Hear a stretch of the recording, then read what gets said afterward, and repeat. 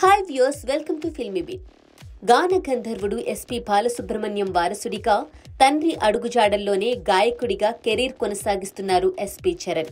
చాలా మందికి తండ్రి పోలికలు రావడం సర్వసాధారణం. కానీ చరణ్ కి పోలికలతో పాటు తండ్రి గాత్రం కూడా అచ్చు గుద్దినట్లు వచ్చేసింది. తండ్రికి మించిన తనయుడిగా ఎన్నో అద్భుతమైన పాటలను తన గొంతుతో ఆలపించారు చరణ్. బుల్లితెరపై ఎస్పీ బాలు అద్భుతంగా హోస్ట్ చేసిన పాడుతా తీయగా కార్యక్రమాన్ని ఇప్పుడు చరణ్ అద్భుతంగా కొనసాగిస్తున్నారు. తండ్రిలా కాకపోయినా ఇప్పటి జనరేషన్ కి నచ్చేలా తండ్రి వారసత్వాన్ని కొనసాగిస్తున్నారు చరణ్.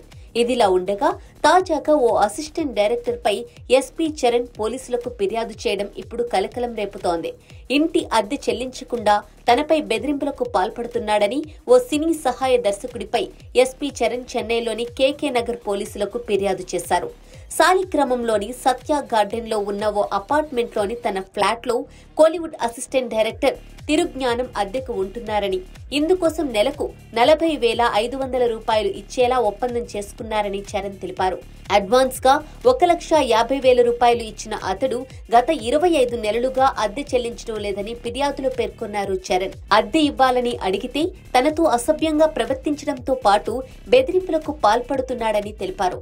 చరణ్ ఫిర్యాదు మేరకు పోలీసులు తిరుజ్ఞానంపై కేసు నమోదు చేసి దర్యాప్తు చేపట్టారు.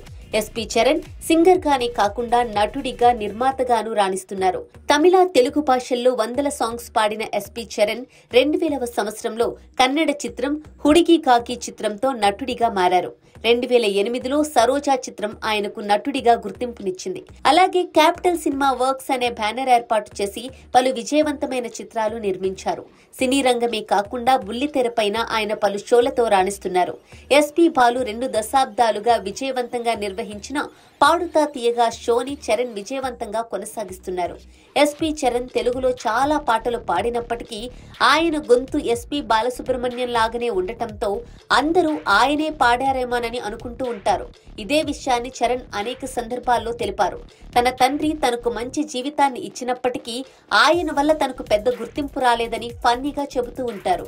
తాను పాడిన పాటలను కూడా తన తండ్రే పాడారని చాలా మంది అనుకుంటారని, అందువల్ల తన పాటల గురించి తానే స్వయంగా చెప్పుకోవడం కాస్త కష్టంగా ఉంటుందని చెబుతూ ఉంటారు ఎస్పీ చరణ్.